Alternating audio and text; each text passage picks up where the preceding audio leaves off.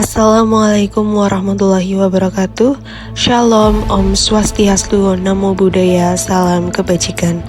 Perkenalkan, nama saya Desiana Nur Afianti, peserta Latsar Angkatan 49, akan menjabarkan nilai-nilai core values berakhlak yang melekat pada seorang pahlawan bangsa, yaitu Jenderal Sudirman. Setiap 10 November, masyarakat Indonesia merayakan Hari Pahlawan sebagai penghormatan bagi para pejuang kemerdekaan. Salah satu tokoh yang tak terlupakan dalam sejarah perjuangan kemerdekaan Indonesia adalah Jenderal Sudirman.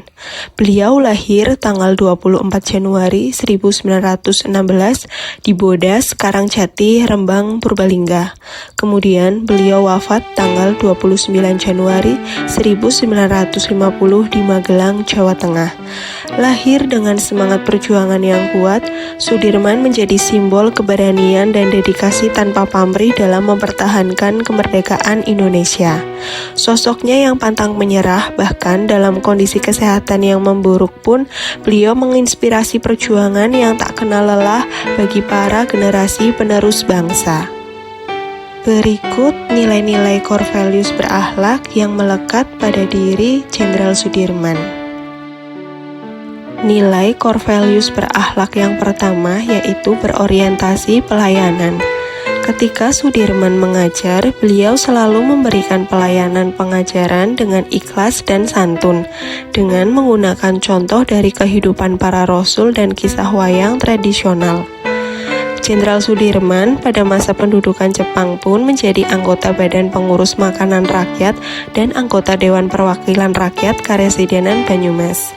Beliau mendirikan koperasi untuk menolong rakyat dari bahaya kelaparan. Gajinya yang kecil juga tidak menghalanginya untuk memberikan pelayanan yang maksimal bagi siswa-siswinya. Beliau juga memahami kebutuhan masyarakat dan merespon kebutuhan tersebut. Nilai yang kedua adalah akuntabel.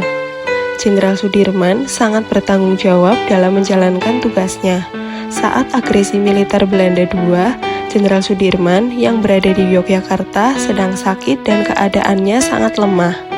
Kemudian Presiden Soekarno sempat menganjurkannya untuk tetap tinggal guna melakukan perawatan.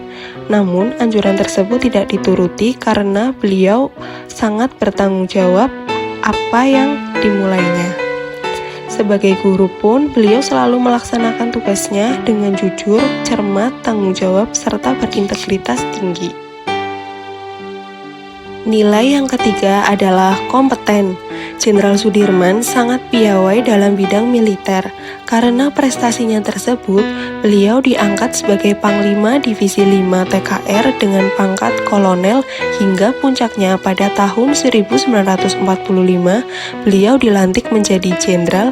Pada tahun 1947 menjadi Panglima tertinggi TNI. Selanjutnya, nilai harmonis. Jenderal Sudirman dapat membangun lingkungan kerja yang kondusif. Hal ini terlihat pada saat beliau memimpin dan memberikan semangat motivasi dan kesadaran akan pentingnya kemerdekaan bagi para pasukannya untuk berjuang bersama dalam mempertahankan kemerdekaan Indonesia. Dalam melakukan perang gerilya yang dimulai dari kediaman Jenderal Sudirman, beliau menjaga hubungan baik dengan masyarakat setempat. Dengan hal itu, menjadikan Jenderal Sudirman dapat dipersilahkan dengan baik untuk menempati di berbagai kediaman masyarakat selama perang gerilya. Nilai yang kelima adalah loyal. Jenderal Sudirman memiliki dedikasi yang tinggi dan mengutamakan kepentingan bangsa dan negara di atas kepentingan pribadinya secara konsisten dan konsekuen, walaupun beliau harus ditandu karena sedang sakit. Beliau tetap memiliki semangat patriotisme yang besar dan jiwa nasionalisme yang tinggi. Beliau merupakan pejuang yang tangguh, pemberani, dan rela berkorban, sangat loyal, serta menjunjung tinggi terhadap kepentingan bangsa dan negara. Jenderal Sudirman adalah seorang yang tidak diragukan lagi integritas dan kemampuannya. Nilai yang selanjutnya adalah adaptif. Saat Belanda menyerang dengan agresi militer yang dilengkapi dengan senjata militer lengkap, tetapi beliau dengan senjata yang ada, yaitu bambu runcing dan katana, Beliau berinovasi dan mengembangkan kreativitasnya untuk melawan Belanda dengan cara melancarkan perang dengan strategi gerilya. Juga, beliau bertindak proaktif, yaitu pada saat Jenderal Sudirman mendirikan koperasi untuk membantu masalah sosial ekonomi di masyarakat saat bekerja menjadi guru di Cilacap. Kemudian nilai yang terakhir adalah kolaboratif. Perang gerilya adalah perang dengan strategi sembunyi-sembunyi, artinya menghindari perang secara terbuka. Ciri utamanya dengan dilakukan secara tiba-tiba dan seketika menghilang dari pandangan. Penerapan kolaboratif sangat dibutuhkan pada saat perang gerilya, karena kerjasama yang baik antara Jenderal Sudirman dengan tentara lainnya. Strategi ini dapat mengalahkan tentara Belanda yang senjatanya lebih modern.